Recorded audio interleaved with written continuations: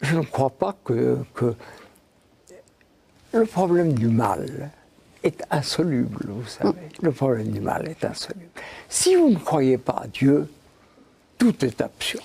Tout est absurde. Le mal est absurde, mais tout est absurde.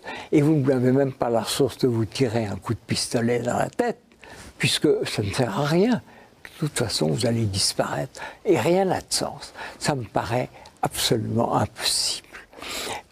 Si Dieu existe, est-ce que Dieu accepte ces douleurs, cette souffrance? Est-ce qu'il accepte le tremblement de terre de Lisbonne qui fait 100 000 morts, des famines en Chine qui font 1 million de morts, Hiroshima, le Goulag, la Shoah? Est-ce qu'il l'accepte? Est-ce qu'il l'organise par hasard? C'est à peu près insoluble. La seule explication, peut-être, c'est qu'il y a un plan secret de Dieu que nous ne connaissons pas. Et peut-être que les plans de Dieu sont plus forts que les misérables idées des hommes. Enfin, le plan de Dieu, c'est quand même très contraire à la liberté de l'homme. Eh bien voilà, il y a ce...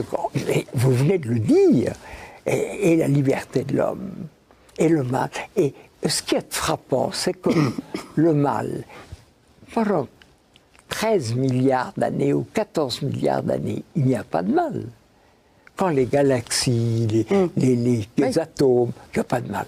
La vie arrive. Le lion mange la gazelle. Est-ce que c'est mal? C'est pas mal. Il y a de la souffrance, mais il n'y a pas de mal. La souffrance, le mal, vous savez avec quoi elle vient? Elle vient avec l'homme.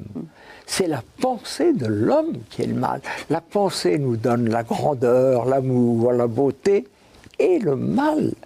Et le mal naît avec l'homme et avec la liberté de l'homme. Tant que l'homme n'est pas là, il n'y a pas de mal. Alors ça, c'est affolant. Il y a un mot, le lien n'est pas immédiat, mais on peut réfléchir longuement à cette formule magnifique de Sainte Thérèse d'Avila qui dit que de larmes seront versées sur des prières exaucées. Fantastique formule. Est-ce que Dieu ne sait pas mieux que nous ce qui est bien et mal?